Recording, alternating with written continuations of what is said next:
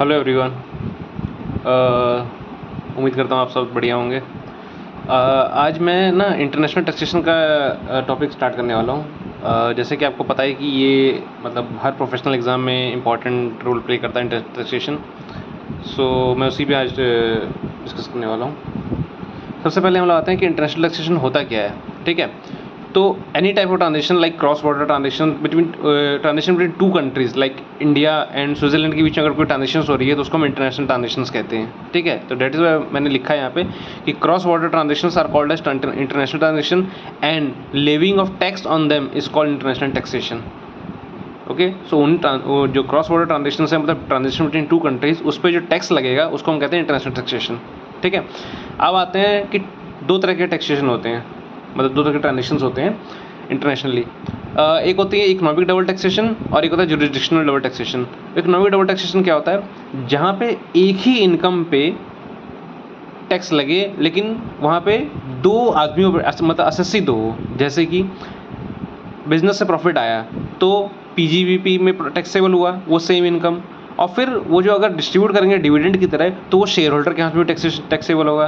तो यहाँ पे क्या हो रहा है कि सेम इनकम, मान लो कि 5 लाख रुपए पीजीबी में कमाया। ठीक है, तो 5 लाख रुपए पीजी में कमाया तो एबीसी प्राइवेट लिमिटेड, इस पर भी टैक्स लगेगा। फिर 5 लाख जो हम डिस्ट्रीब्यूट करेंगे शेयर होल्डर को तो शेयर होल्डर पे भी टैक्स लगेगा। तो same income is being taxable in the hands of two assessees, so it is called economic double taxation. But jurisdictional double taxation क्या होता है कि same income but tax in two countries like ये salary कमाई मैंने 5 lakh rupees की। ठीक है, अब मैंने कमाया यूएसए में, तो यूएसए में भी टैक्सेबल होगा, और मैं इंडिया का रहने वाला हूँ तो इंडिया में भी टैक्सेबल होगा। तो same income being taxable in two countries, so it is called jurisdictional double taxation. ठीक है, उसके बाद हम आते हैं कि टैक्स जो होता है वो किस तरह से चार्ज होता है। लाइक मान लो दो तरह के कंडीशन होते हैं, एक होता है रेजिडेंस बेस्ड रूल और एक होता है source based rule. Residence based rule मतलब कि जहाँ का वो बंदा रेजिडेंट है तो वहाँ पे भी टैक्स लगेगा क्योंकि वो बंदा वहाँ पे रहता है। और सोर्स बेस्ड रूल क्या होता है कि जहाँ से वो इनकम जनरेट कर रहा है। लाइक मान लो कि मिस्टर अमन है, मिस्टर अमन यूएसए में जॉब करते हैं। ठीक है, तो उन्होंने यूएसए में जॉब से इनकम कमाई तो वहाँ पे सोर्स बेस्ड रूल के हिसाब से लगेगा। लेकिन ये अमन इंडिया के रहने वाले हैं तो इंडिया पे रेजिडेंस बेस के हिसाब से लोग लगेगा। तो यहाँ पे क्या होता है कि same income being taxable in the two countries like India and USA too. ठीक है, तो यहाँ पे हमारी डबल टैक्सेशन की पिक्चर आती है। ठीक है, अब मान लो कि इसी वाले केस में एग्जाम्पल ले लेते हैं कि मान लो 5 लाख रुपए की इनकम वो कमा रहा है। ठीक है, अब 5 लाख रुपए की वो जो इनकम कमा रहा है तो उस पर यूएसए भी टैक्स लेगा और इंडिया भी टैक्स लेगा on the basis of residence based rule. तो उसको इंडियन गवर्नमेंट तो कुछ रिलीफ देनी चाहिए ना, तो उसी पे हम देंगे, रिलीफ देते हैं उसको जो उसने कमाया है। तो दो तरह की रिलीफ होती है, एक होती है बायलैटरल रिलीफ, एक होती है यूनिलैटरल रिलीफ। बायलैटरल रिलीफ क्या होती है? दो पक्षीय, मतलब बायलैटरल, मतलब जहाँ पे एग्रीमेंट एग्जिस्ट करता है, यानी कि यूएसए और इंडिया के बीच में अगर एग्रीमेंट है कि एग्रीमेंट, मैं आगे आपको बताऊंगा कि दो तीन तरह के फॉर्मेट होते हैं हमारे एग्रीमेंट के। लेकिन अभी आप ये समझ लीजिए कि एग्रीमेंट अगर इन दोनों के बीच में है कि ठीक है, हम दोनों ने एग्रीमेंट कर रखा है कि कोई बंदा अगर आपके देश में कमाता है इतना तो हम उस पर ऐसे इस हिसाब से टैक्स लगाएंगे या आप उस पर इस हिसाब से टैक्स लगाओगे, तो मतलब एग्रीमेंट एग्जिस्ट करता है। ठीक है, और दूसरा होता है यूनिलैटरल रिलीफ, मतलब जहाँ पे मान लो कि साउथ कोरिया में कोई इंसान कमा रहा है और इंडिया, तो इन दोनों में कोई एग्रीमेंट नहीं है तो वहाँ पे हम यूनिलैटरल रिलीफ के हिसाब से उसको रिलीफ देंगे। ठीक है, अब आती है बायलैटरल रिलीफ। तो बायलैटरल रिलीफ क्या होती है? उसमें दो तरह की हम देते हैं, एक होता है एग्जम्पशन मेथड, एक होता है tax credit method. Exemption method में क्या होता है? फुल एग्जम्पशन मेथड और एग्जम्पशन विद टैक्स प्रोग्रेशन। ठीक है, फुल एग्जम्पशन मतलब कि जितना उसने वहाँ पे कमाया दूसरे देश में पूरा हम फुल उसको एग्जम्प्ट कर देंगे। और टैक्स प्रोग्रेशन मतलब टैक्स प्रोग्रेशन नाम से ही पता चल रहा है कि प्रोग्रेस मतलब जैसे जैसे टैक्स प्रोग्रेस होगा वैसे वैसे हम आपको रिलीफ देंगे। इसका मैं क्वेश्चन कराऊंगा तो आपको ज़्यादा समझ में आएगा। और टैक्स क्रेडिट मेथड क्या होता है? एक होता है फुल क्रेडिट मेथड, फिर होता है ऑर्डिनरी क्रेडिट मेथड, एक होता है अंडरटेकिंग टैक्स क्रेडिट और एक टैक्स पेयरिंग। ऑल्दो ये एग्जाम में इतना इंपॉर्टेंट होता नहीं है, बट अगर आपको डेफिनेशन आ गया कि what is bilateral relief and highlight some points on it, तो आप उसके बारे में ये चीज़ें लिख सकते हो कि bilateral relief is an agreement is a type of relief there is an agreement exist between two nation, और उसमें दो तरह के, एक होता है एग्जम्पशन मेथड, एक होता है टैक्स क्रेडिट मेथड। इस तरह से आप दे सकते हैं। ठीक है, अब आते हैं अपने सेकंड पार्ट पे जो है यूनिलैटरल रिलीफ। ठीक है, यूनिलैटरल रिलीफ क्या होता है? जहाँ पे एग्रीमेंट एग्जिस्ट नहीं करता दो कंट्रियों के बीच में, ठीक है, और रेजिडेंट कंट्री को आपको रिलीफ देना होता है। क्यों? क्योंकि अब वो हमारे देश का रेजिडेंट है, वो कहीं और कमा के आ रहा है, वो बोलेगा कि आप भी टैक्स ले लोगे तो फिर ये गलत है ना, इसलिए हम उसको भी रिलीफ देंगे। तो इसके अंदर स्टेप्स होते हैं। कुछ स्टेप्स क्या हैं? सबसे पहले आपको टोटल इनकम एसएससी कंसीडर, मतलब कि अगर मान लो कि कोई एक ए है, वो 5 लाख रुपए यूएसए में कमा रहा है और 3 लाख रुपए इंडिया में कमा रहा है, तो हमारी ग्लोबल इनकम कितनी होगी? 8 लैक्स। तो सबसे पहले इंडियन गवर्नमेंट क्या करेगी? इस 8 लैक्स पे टैक्स लगाएगी। तो वही में लिखा है compute total income SSC considering global income as taxable income. ठीक है, अब इस पर टैक्स लाइबिलिटी निकालना है इंडिया के हिसाब से। मतलब अभी तक यहाँ तक भूल जाना है कि उसकी कोई फॉरेन इनकम भी है, क्या है, मतलब सब कुछ हम मानेंगे कि वो ग्लोबल इनकम है। तो इस पर मान लो टैक्स मैंने निकाला, मान लो आया 3,60,000 एज एन एग्जाम्पल लिया है मैंने, और इसमें सेस वेस जो भी चीज़ें लगा के निकालनी है। अब मैं निकालूंगा कि एवरेज टैक्स, यानी कि 3,60,000 इंटू 100 डिवाइडेड बाय में 8 लाख, तो मान लो ये आ गया 21%। ठीक है, अब मैं फॉरेन में देखूंगा कि फॉरेन में जो 5 लाख रुपए जिसने कमाए थे उस पर उसने फॉरेन में कितना टैक्स दिया था। मान लो 50,000 रुपये टैक्स दिया, तो एज ए परसेंटेज मैंने निकाला 10% आया। तो मैं देखूंगा कि भैया हम 21% जो इंडिया के हिसाब से या 10%, दोनों में से लोअर कौन सा है? तो मैंने देखा कि 10% लोअर है, तो मैं उसको रिलीफ दूंगा। क्या दूंगा? Relief will be doubly tax income into lower है। तो डबली टैक्स इनकम क्या है? 5 लाख की जो है ना, जो वहाँ पे भी टैक्सेबल हुई है और यहाँ पे भी टैक्सेबल हुई है, तो मैं इस 5 लाख पे लोअर 10% का रिबेट दूंगा। यानी कि अब मैं जो 10 रिलीफ क्या मिलेगा? 5 लाख इंटू 10%, डेट इज 50,000 का रिलीफ मिलेगा इस केस में। ठीक है, बाकी अभी अगर क्वेश्चन करेंगे तो फिर ज़्यादा क्लियर होगा। ठीक है, अब एक मान लो एक क्वेश्चन देखते हैं। मान लो इंडिया से कमाया 5 लाख,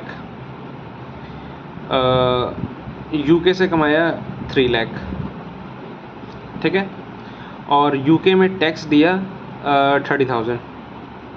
ठीक है, तो calculate total tax liability of Ram as 41 years. ठीक है, अब मैं निकालूंगा सबसे पहले स्टेप 1 टोटल इनकम कितनी है? 5 lakh plus 3 lakh comes to 8 lakh. मैं मान के चल रहा हूँ कि ये इसने अंडर सेक्शन 115 BAC ऑप्ट नहीं किया है। ठीक है, मतलब ओल्ड रिजीम में है। तो 8 लाख पे टैक्स कितना निकलेगा? तो 8 लाख एज पर स्लैब, तो 8 up to 2.5 lakh nil, 2.5 lakh to 5 lakh, 5%, that is 12,500, then 5 lakh to 8 lakh, 3 lakh का 10% 30,000, 42,500 प्लस @ 4% 44,200। अब मैं देखूंगा कि 44,200 एवरेज टैक्स निकालना है मुझे। तो 44,200 कितने पे लग रहा है टैक्स हमारा? 8 लैक्स पे। तो एवरेज टैक्स कितना आया? 5.525। ठीक है, ये रेट ऑफ टैक्स। यूके में उसने कितना टैक्स दिया है? 30,000 ऑन 3 लाख, यानी कि परसेंट कितना है? 10%। यानी कि लोअर कौन सा है? 10% या 5.525%? 5.52%। तो मैं रिलीफ दूंगा। Relief is equal to doubly tax income कितनी है? 3 लाख, जो कि वहाँ पे भी टैक्सेबल है, यहाँ पे भी टैक्सेबल। तो 3 लाख का 5.525%, दैट इज 16,575, ये होगा रिलीफ। तो total tax liability 44,200 less 16,575, that is 27,625 rounded to 27,620। This will be the answer. Okay, so अभी तक मैंने क्या बताया? सबसे पहला कि इंटरनेशनल ट्रांजेक्शन क्या होता है कि cross border transaction within two countries is called international transaction. दो तरह के टैक्स होते हैं, economic double taxation and jurisdictional double taxation. Economic double taxation means क्या होता है कि same income is been tax in the two hands, like ABC private limited as an PGP income and mister Shyam as an share holder dividend tax. And jurisdictional double taxation क्या होता है कि same income twice in two और more countries but in the same tax payer, like USA में salary कमाई तो USA में भी टैक्स लगा और इंडिया में भी टैक्स लगा, तो जुरिडिक्शनल डबल टैक्सेशन। ठीक है, अब हम ये टैक्स जो होता है दो तरह के होते हैं, मतलब चार्ज होते हैं, रेजिडेंस बेस्ड रूल और सोर्स बेस्ड रूल। जिस देश का वो नागरिक है उसमें रेजिडेंस बेस्ड रूल लगेगा, जहाँ से कमा रहा है वो इनकम वो सोर्स रूल पे टैक्स लगाएगा। अब जो रेजिडेंट कंट्री है वो रिलीफ देती है, दो तरह की रिलीफ होती है, बायलैटरल रिलीफ, एक होती है यूनिलैटरल रिलीफ। बायलैटरल रिलीफ क्या होती है, जहाँ पे एग्रीमेंट एग्जिस्ट करता है, बायलैटरल मतलब बाय मतलब दो पक्षीय है, मतलब दोनों देश के बीच में एग्रीमेंट है, तो वो लोग दोनों डिसाइड करेंगे कि भैया किस बेसिस पे आपको टैक्स लगाना चाहिए, कि मैं इतना लगाऊंगा या आप इतना लगाओगे, या आप एग्जिम्ट करोगे या मैं एग्जिम्ट करूंगा, ये सारी चीज़ें लिखी रहती है। दूसरा होता है यूनिलैटरल रिलीफ, जहाँ पे हमारा उस देश का कोई एग्रीमेंट नहीं है, जैसे साउथ कोरिया और इंडिया। ठीक है, तो इन देशों में अगर कोई ट्रांजेक्शन करती है तो हम उसको फिर भी रिलीफ तो देंगे ही, क्योंकि वो अब कमा रहा है तो फिर उसको, नहीं तो फिर वो करेगा ही नहीं टू प्रमोट ट्रेड। अब बायलैटरल रिलीफ में दो तरह के होते हैं, एग्जेम्पशन मेथड, टैक्स रेट। मतलब एग्जेम्पशन मतलब कि हम उसको जो उसने कमाया उसको हम एग्जेम्प्ट कर देंगे, और या फिर टैक्स रेट मतलब जो उसने टैक्स पे किया उसके टैक्स को हम क्रेडिट दे देंगे। ठीक है, अगर आपके पास अगर 7 नंबर का या 5 नंबर का क्वेश्चन आता है कि व्हाट इज बायलैटरल रिलीफ, तो फिर आप ये पूरा चार्ट लिख सकते हैं। अब सेकंड आता है यूनिलैटरल रिलीफ। तो यूनिलैटरल रिलीफ मतलब मैंने बताया क्या कि जहाँ पे दोनों देश के बीच में एग्रीमेंट नहीं है, ठीक है, और रेजिडेंट कंट्री रिलीफ देगी। ओके, और कैसे रिलीफ देगी, 5-6 स्टेप्स हैं। क्या कि पहले आपको ग्लोबल इनकम माननी है और उसकी इंडिया के हिसाब से टैक्स पूरी टोटल इनकम निकालनी है। ठीक है, उसके बाद फिर एवरेज रेट ऑफ टैक्स निकालना है, फिर फॉरेन टैक्स रेट या एवरेज टैक्स रेट दोनों का जो लोअर है वो चूज़ करके, और फिर उसके बाद जो डबली टैक्स इनकम है जो वहाँ पे भी टैक्स हो रही है और यहाँ पे भी इंडिया में भी टैक्स हो रही है, उसका इंटू लोअर रेट, तो वो रिलीव हो जाएगा। ठीक है, कुछ पॉइंट्स हैं जो आपको ना याद रखने चाहिए। ये यूनिलैटरल मतलब ऑल्दो क्वेश्चन हमेशा यूनिलैटरल रिलीफ के ही आते हैं, बायलैटरल के कभी नहीं आते। ठीक है, तो इनके सॉल्व करने के लिए आपको कुछ पॉइंट्स याद रखेंगे, जैसे कि डिडक्शन के लिए कुछ इंपॉर्टेंट है, बट अगर डिडक्शन अगर सारे नहीं भी याद रख रहे तो कुछ जैसे 80 QQB हो गया, 80 C हो गया, 80 D हो गया, इसके लिमिट्स और ये सारी चीज़ें याद रख लो। उसके बाद रॉयल्टी इनकम ये याद रखना कि क्योंकि रॉयल्टी के बहुत सारे क्वेश्चन आते हैं, तो रॉयल्टी की राइटिंग और बुक्स जो होते हैं वो रॉयल्टी इनकम नहीं बोली जाती।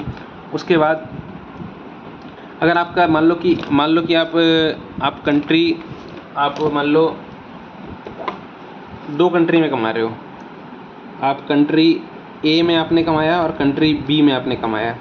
कंट्री ए में आपने कमाया 5 लाख और कंट्री बी में आपका लॉस है 2 लाख का।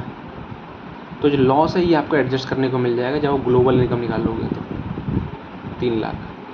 लेकिन जब आप डबली टैक्स निकालोगे ना तो आप सिर्फ इसका लोगे, ये नहीं लोगे। ठीक है, क्योंकि doubly tax income not loss. Okay, so इतनी सारी चीज़ें हैं। बाकी अगर आप बोलोगे तो मैं आपके पास टैक्स रेट की वीडियोस भी आपके पास ला दूंगा, अगर आप कमेंट में मेंशन करोगे तो। सारे जितने भी टैक्स रेट है बेसिकली से 115 BAC, 115 BAD, 115 BAC, ये सारी चीज़ें भी, फिर old tax regime, new tax regime, surcharge वगैरह। Okay, so let's meet in another video. Bye bye.